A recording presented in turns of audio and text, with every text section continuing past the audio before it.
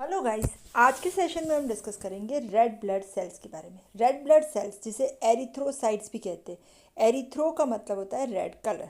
तो ये जो रेड ब्लड सेल्स होते हैं ये हमारे नॉन न्यूक्लिएटेड, जिसमें न्यूक्लियस नहीं होता और उसका शेप है वो डिस्क शेप का होता है। ये डिस्क शेप के नॉन न्यूक्लिएटेड एलिमेंट्स है जो हमारे ब्लड में होते हैं। ठीक है, इसके अंदर रेड कलर के लिए जो पिगमेंट प्रोटीन होता है जो है हमारा हीमोग्लोबिन। ठीक है, नॉर्मल काउंट के लिए हमें यही वैल्यू याद रखनी है। नॉर्मल काउंट मेल्स और फीमेल्स में अलग अलग होता है। मेल्स में है 5.2 मिलियंस प्लस और माइनस 3 लैक्स पर क्यूबिक मिलीमीटर। ठीक है, और फीमेल्स का काउंट है 4.7 मिलियंस प्लस और माइनस 3 लैक्स पर क्यूबिक मिलीमीटर। ठीक है, 3 लैक्स के बदले 0.3 मिलियन भी डाल सकते हैं हम। ठीक है,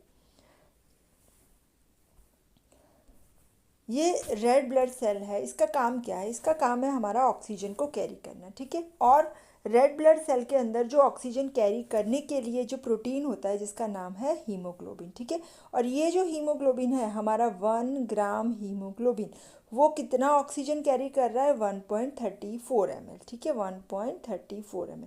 तो अगर मानो कि हमारा नॉर्मल हीमोग्लोबिन है जो है 15 ग्राम हमारे बॉडी में, 15 ग्राम हीमोग्लोबिन कितना ऑक्सीजन कैरी करेगा? ठीक है, तो ये आ गया हमारा वैल्यू 20 ml। पर ये जो 15 ग्राम हीमोग्लोबिन है वो कितने ब्लड में है? 100 ml ब्लड में। तो हमारा जो ऑक्सीजन कैरिंग करने की कैपेसिटी होती है वो क्या होती है? 20 ml पर 100 ml ऑफ ब्लड। ठीक है, तो ये हमारा आ गया oxygen carrying capacity of human being, of the RBC of human being. ठीक है, हाँ, अभी आरबीसी का जो शेप होता है वो कौन सा होता है, कैसा होता है? नॉर्मल जो शेप है वो डिस्क शेप का, या इसे बाय कॉन्केव कह सकते हैं। ये देखो यहाँ से भी कॉन्केव है और दूसरी साइड से भी, दोनों साइड से ये बाय कॉन्केव, दोनों साइड से कॉन्केव शेप। ठीक है, और ये बाय कॉन्केव को दूसरा हम डम्बेल भी कह सकते हैं क्योंकि देखो ऐसे है ना तो वो डम्बेल के जैसे दिखेंगे। ठीक है, और बाय कॉन्केव शेप का फ़ायदा क्या होता है? सबसे पहला तो ये देखो, जैसे बाय कॉन्केव शेप है ना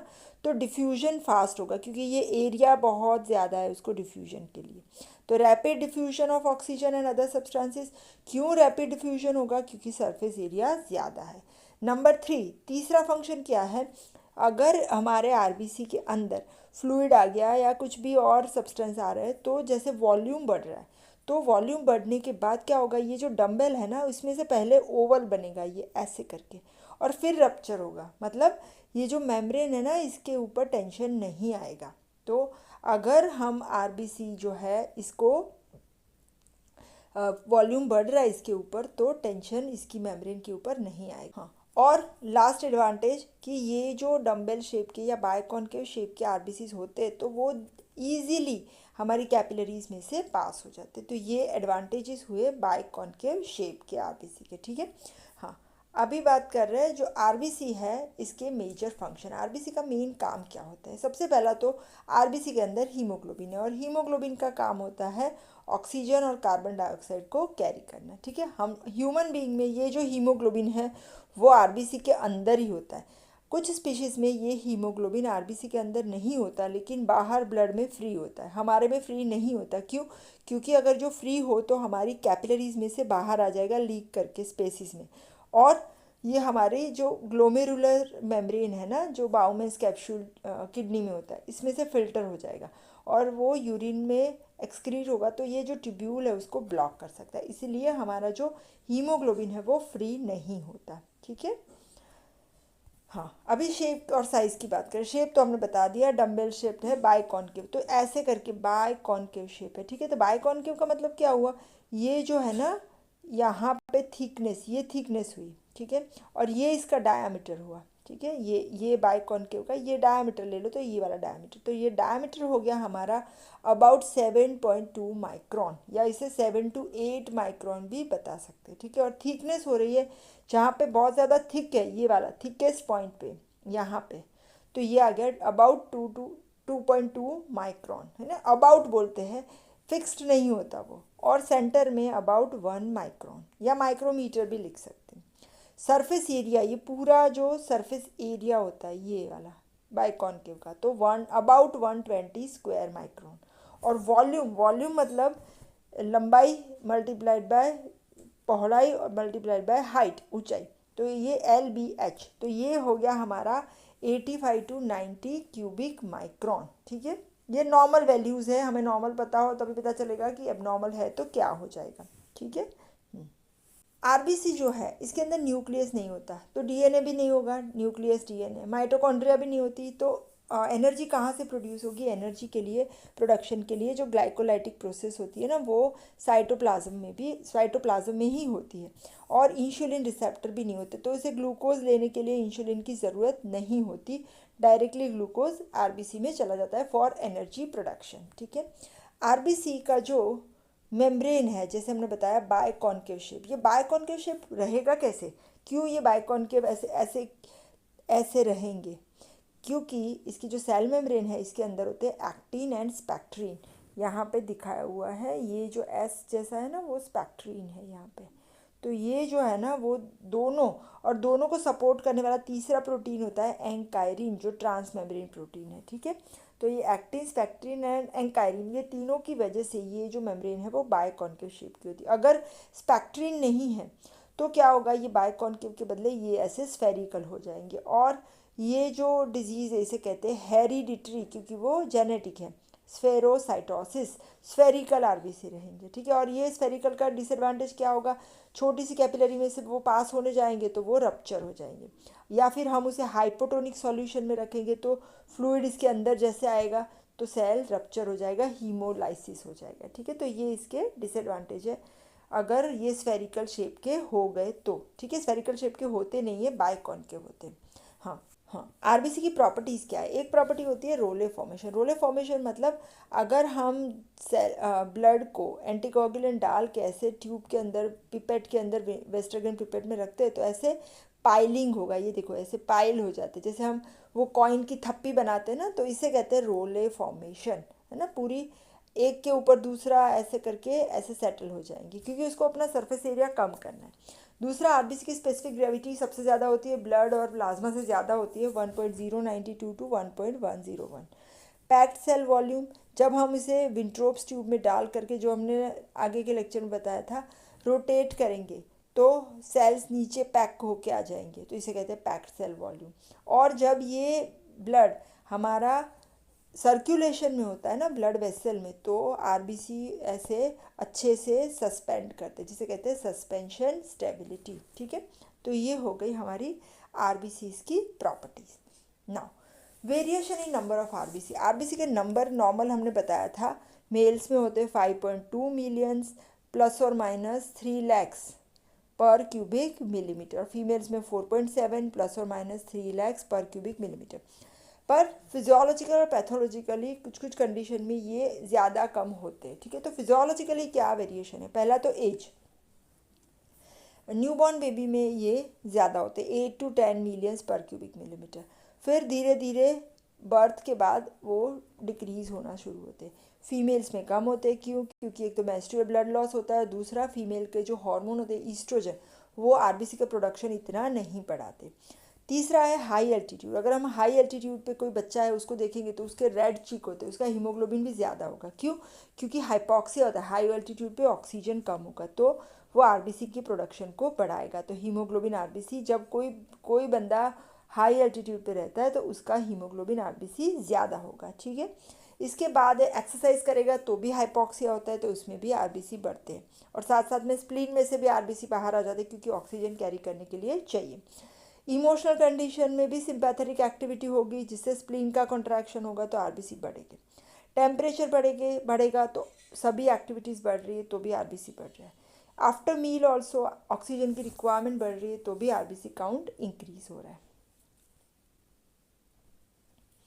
आरबीसी काउंट डिक्रीज कब हो रहा है? तो जैसे हाई एल्टीट्यूड पे इंक्रीज हो रहा है, तो लो एल्टीट्यूड जब जब सी के नीचे, है ना, under the sea, deep sea में जा रहा है, बैरोमेट्रिक प्रेशर बढ़ रहा है, तो आरबीसी काउंट डिक्रीज होगा। ड्यूरिंग स्लीप, क्योंकि सभी एक्टिविटी कम हो रही है, तो स्लीप के टाइम पे भी आरबीसी काउंट डिक्रीज होगी। प्रेगनेंसी में क्या होता है कि प्लाज्मा वॉल्यूम और एक्स्ट्रा सेल्यूलर फ्लूइड वॉल्यूम बढ़ जाता है।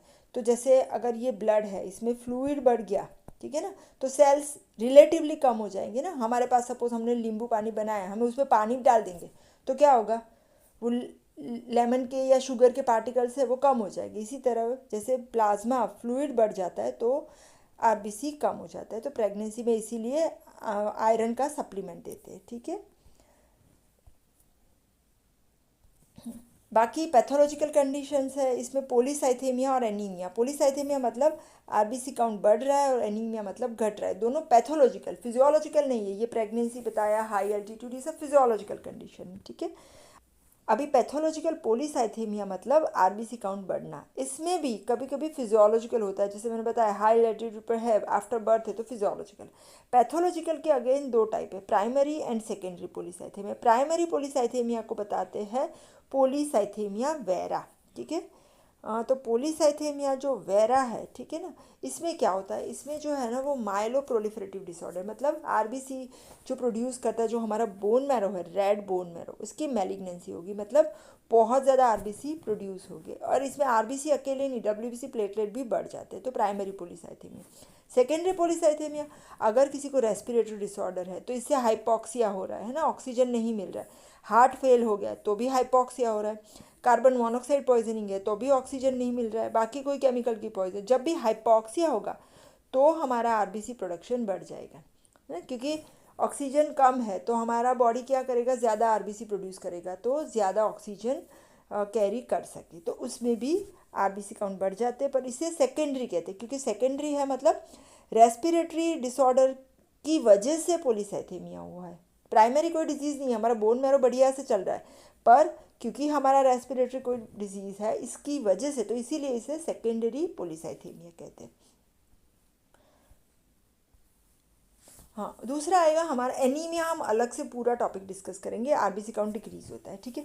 दूसरा आएगा हमारा variation in size of RBC. Size मतलब नॉर्मल साइज हमने बताया अबाउट 78 to 94 क्यूबिक माइक्रोन। अगर ये साइज डिक्रीज हो रही है तो इसे, वो सेल को बताते हैं माइक्रो, छोटे छोटे माइक्रोसाइट्स। सेल की साइज इंक्रीज हो रही है तो मैक्रोसाइट्स। और यूनिफॉर्म साइज नहीं है, कोई भी साइज है तो इसे बताते हैं एनआइसोसाइट्स, ठीक है।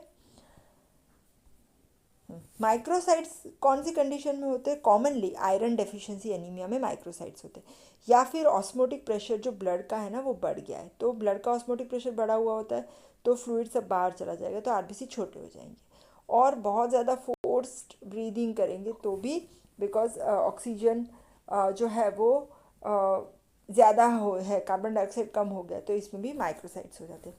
मैक्रोसाइट्स किस में होंगे, मेगालोब्लास्टिक एनीमिया में, या ऑस्मोटिक प्रेशर डिक्रीज हुआ है, या कोई भी हाइपॉक्सिक सिचुएशन जैसे कि एक्सरसाइज है तो भी मेगालोब्लास्ट हो जाते हैं। और एन आइसोसाइट्स मतलब वो साइज पर्टिकुलर कुछ फिक्स्ड है नहीं, वो मिलेगा हमें परनीशियस एनीमिया में। हम अलग अलग टाइप के एनीमिया डिस्कस करेंगे, तब डिस्कस करेंगे कि मेगालोब्लास्टिक एनीमिया, परनीशियस एनीमिया, ये सब क्या होता है, ठीक है।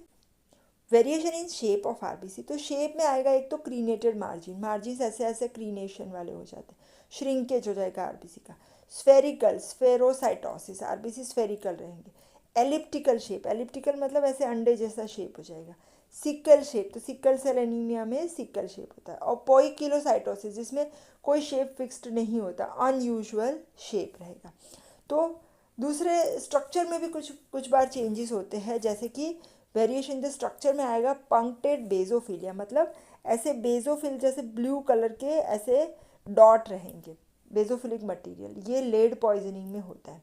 गोबलेट रिंग हो जाएगी, ये देखो ऐसे छोटी सी रिंग आरबीसी के अंदर, ये भी कुछ टाइप के एनीमिया में होता है। और ऐसे छोटी बॉडीज़ रहेगी, हॉवेल जॉली बॉडीज़, ये जो है वो न्यूक्लियस का छोटा सा फ्रेगमेंट जो बाकी रह गया। नॉर्मली आरबीसी में न्यूक्लियस नहीं होता मैच्योर आरबीसी में, पर अगर न्यूक्लियस रह गया है तो ऐसे ब्लू कलर का डॉट बनाएंगे, तो जिसे कहते हैं न्यूक्लियर फ्रेगमेंट।